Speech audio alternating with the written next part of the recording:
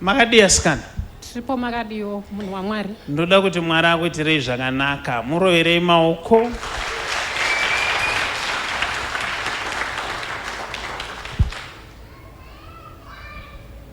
Unogara nani? Nemurume.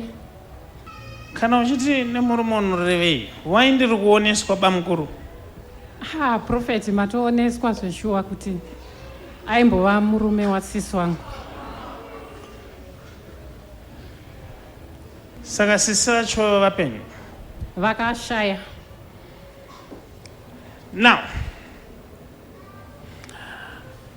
ndaoneswa inini sisi vako vachirwarisa. Vakarara musi wavazoshaya vaiedza kutaura vakakushedza vakakuti mwana wamai wangu, kana uchida enda unogara nabamukuru uzosaro uchichengeta vana. Ichokwadi munhu waMwari. Nokuti ndichitarisa kudaro it was so emotional. Vari pa deathbed havana kukumanikidza but vakakukumbira kuti vana vangu vadiki ukanosara ipapo unondibatsira. Ichokwadi ndakatogara ndakatochivawo life yavo.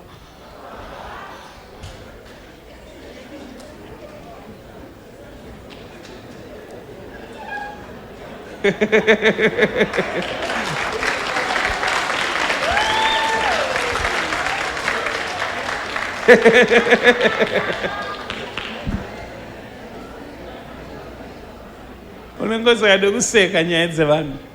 Unongori kana waseka.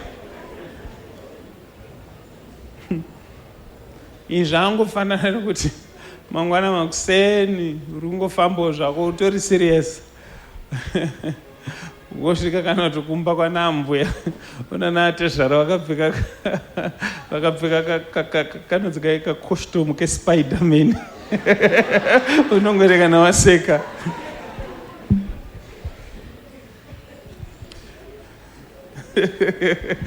Ndaseka.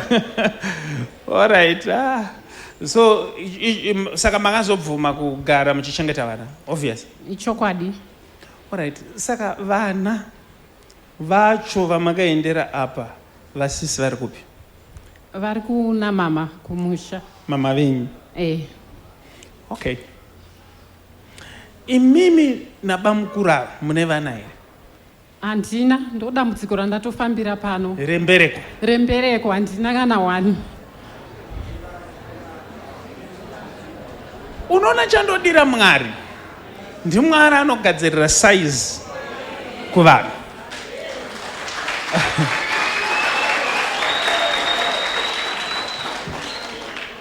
Zviri kunzi naJehovha nekuti imi muri kuitira utsinye vana vamakaendera pana bamukuru mukavabvisa mukanovaisa kwaamai venyu, imi hamuvatumidzire zvinhu, hamuvachengete. You are focusing nelife yenyu nekudya nekurarama upenyu hwamaichiva huina sisi. Mwari ndo vakabata chibereko chenyu.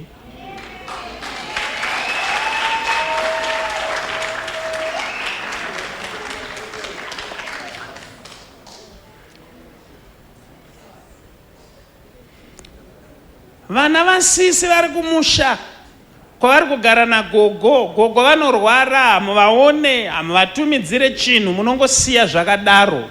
Vana vasisi vari kushungurudzwa. Kungoti Bhaibheri rinotaura kuti vakafa havana zvavanoziva, asi dai vaiziva ndinofunga kuti sisi havaizofara dai vaiona. Ndiri kutaura mazwa aya ndiri disappointed mama.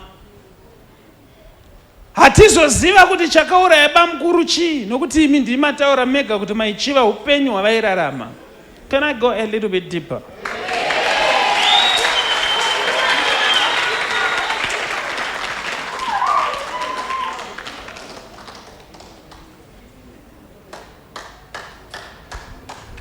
Upenyu haudi kuita utsinye vana amai.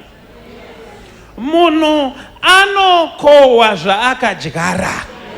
Aita zvakanaka azviitira, aita zvakaipa azviitira. This is so disappointing.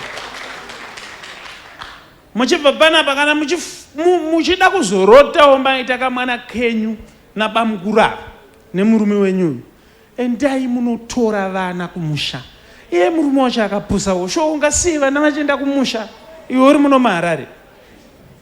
Varume unoshaya kuziva kuti tinombofunga sei. Ndogara ndichiudza varume kuti hakunai kufunga nezipi mani, unotinetsa. Hakuna murume anofanira kurasa vana, unofanira kunyumwa kuti kuwai munhu ari ngonditi ngavaende kumusha wachirambo zvinhu zvakapusa kudaro.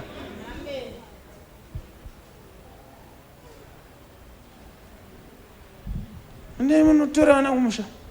Endai munotora vana kumusha mama. Maita basa munhu waMwari. Endai munotora vana muchengete vana. Goodness yenimesi iriyo amana tibureti bata mutumwa uponesi. Goodness and Mercy Ministries with Prophet T. Freddy presents Spiritual Spectacles Crossover Night. Yauya Spiritual Spectacles Crossover Night, Wednesday 31 December kubana 9 p.m. kusvika mangwana kwayedza.